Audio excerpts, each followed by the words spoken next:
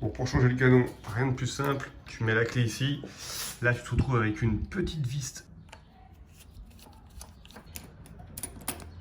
Et voilà.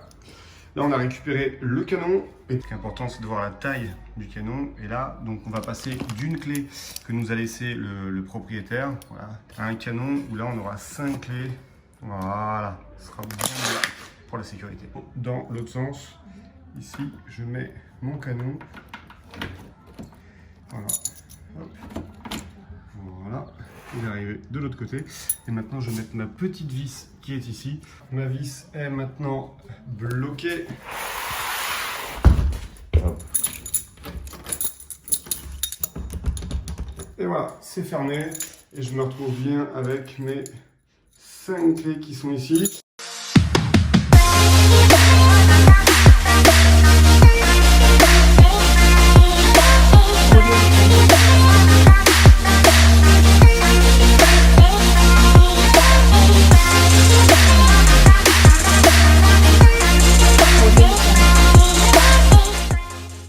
Alors, pourquoi on fait tout ça et on fait surtout ces aménagements nous-mêmes?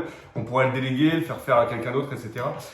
Plusieurs choses. La première chose déjà, c'est que moi j'ai été élevé de cette manière, c'est-à-dire pour moi, le travail paye. J'ai jamais vu quelqu'un qui travaillait beaucoup et qui, à un moment donné, n'y arrivait pas. Par contre, des gens qui ne travaillent pas et qui n'y arrivent pas, ça, on en croise énormément. Alors, il n'y a pas de secret, hein, il n'y a pas de révolution.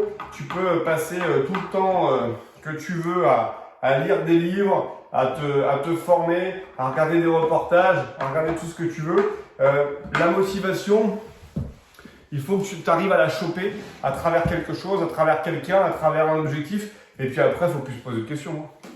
Après, il faut foncer, il faut y aller. Alors, moi, aujourd'hui, j'avais toutes les excuses de ne pas venir pour ne pas bosser ici, tu vois. J'ai plein de trucs à faire. Tu vois, il faut que j'aille chez le coiffeur. Je te mens pas. Depuis le déconfinement, je n'y suis pas allé. Il fait beau.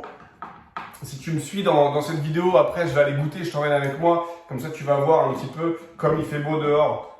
On est à 50 mètres de la plage. Il y a des gens qui sont en train de bronzer dehors. Hop. Et puis, j'ai énormément de sport à faire parce que je prépare un triathlon. Donc, tu vois, j'ai plein d'excuses pour ne pas venir et pas monter ce meuble. Alors, j'aurais pu aussi très bien prendre quelqu'un pour monter ce meuble. Tu vois, prendre un petit jeune, lui faire un petit contrat, ou alors demander à un auto-entrepreneur qui me fasse un devis pendant 1 heure ou 2 et puis le rémunérer. Voilà, ça m'aurait coûté plus cher que le prix du meuble. Et puis, c'est surtout que ça m'aurait pas fait mettre les mains dedans. Moi, j'aime bien savoir ce qui se passe dans mon parc, dans l'immobilier. Tu vois, tout ce que j'ai, je l'ai mérité. On m'a rien donné, rien du tout. Il n'y a rien qui m'a été donné. Le moindre meuble qui est dans chacun de nos appartements avec mon Monivet, je le connais. Je le connais par cœur, tu vois, je les connais tous. S'il y a un locataire qui nous appelle, je sais te dire exactement ce qu'il y a chez lui. Tu vois, pour tout ce qu'on a en meublé. Et ça, je pense que ça répond complètement aux valeurs que j'ai reçues et ça répond aux valeurs que je vais donner à nos enfants. Tu vois, c'est... voilà. Pour moi, on n'a rien sans rien. L'argent facile n'existe pas. Par contre, l'argent existe. Il y en a plein. Il faut aller le chercher de la bonne manière. Tu vois, de façon intelligente. Il faut construire. Il faut investir. Et il faut aller chercher. Par contre, je vois énormément de monde se disperser. C'est-à-dire un jour ils font de l'immobilier, un jour ils font de la bourse, un jour ils font des paris, un jour ils vendent des voitures, un jour ils créent une entreprise, un jour ils font du dropshipping. Bref, je pourrais te trouver énormément d'exemples. Et ces gens-là, en fait, ils font tellement de choses qu'ils estiment passer 1 semaine, 2 semaines, 3 semaines de leur temps à faire ça et attendre des millions. Parce qu'ils ont vu des gens devenir millionnaires en faisant ça. Je suis pas persuadé que ce soit la bonne solution, tu vois. Moi, ça fait maintenant 19 ans que je fais de l'immobilier. Ce qui fait que je suis légitime auprès de toutes les personnes qui sont autour de moi. Mes parents savent que je maîtrise l'immobilier. Nos enfants le savent. Ma femme le sait. Les personnes qui m'entourent, qui me suivent, me demandent des conseils. Parce que j'en ai fait ma spécialité, en fait. Mais je fais que ça. C'est-à-dire que si tu me demandes comment on fait une vidange en bagnole, je vais te dire, je sais pas. Je suis une quiche. Parce que moi, la mécanique, c'est pas mon truc, tu vois. Autant l'immobilier, c'est mon truc, autant la mécanique, ça ne l'est pas, tu vois. Pas mal cette petite table de chevet, regarde. Joli ça. On va pouvoir mettre le tiroir. Tu vois, c'est pas... L'immobilier, c'est mon truc, au même titre que la mécanique, ça ne l'est pas. Ce qui fait que si tu me demandes une vidange, moi, je vais chez le garagiste pour la faire, la vidange. Tu vois, chacun son... Et le garagiste chez qui je vais aller, il a fait ses preuves. Il a une enseigne, il a plein de voitures, il fait ça tous les jours. Et c'est sa zone de génie. C'est là-dessus qu'il gagne de l'argent parce que c'est là-dessus que tous les jours, il excelle. Chacun sa zone de génie. Moi, je sais faire que de l'immobilier. Par contre, je le fais bien. Je le fais à fond. Et du coup, finalement, comme j'aime ça et comme je le fais bien, j'en fais de plus en plus. Et je m'arrête pas. Et au final, ce que j'ai construit et ce que j'ai démarré à travers un premier achat immobilier, c'est devenu un petit empire. Le mien, le nôtre, avec ma femme. C'est devenu un mini empire. Alors, on s'en fout, hein, on n'est pas là pour faire celui qui a la plus grande. Hein. C'est pas ça l'idée. Si t'es gourmand, t'auras 100 appartements. Si t'es ambitieux, t'en auras 40. Et si tu veux un petit complément, t'en auras une dizaine. C'est pas ça. La notion d'argent, la notion de gain, la notion de quantité, la notion de... Elle est propre à chacun. Chacun va à son allure. Ça sert à rien de vouloir faire la course, tu vois. Les premiers qui veulent arriver, c'est les premiers qui finiront et c'est les premiers qui feront la course aussi au cimetière pour trouver la première place. Il faut vraiment y aller par rapport à ton objectif à toi. Voilà. Moi, mon objectif, c'est de kiffer. Tu vois, c'est des challenges. L'année dernière, on a acheté 17 appartements. Cette année, on en achètera 0.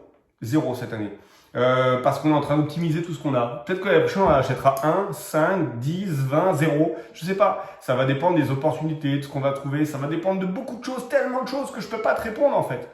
J'ai pas besoin de ça pour avoir de l'argent pour manger à la fin du mois. J'ai passé ce stade. Par contre, ça me fait kiffer. Un nouveau challenge, pourquoi pas?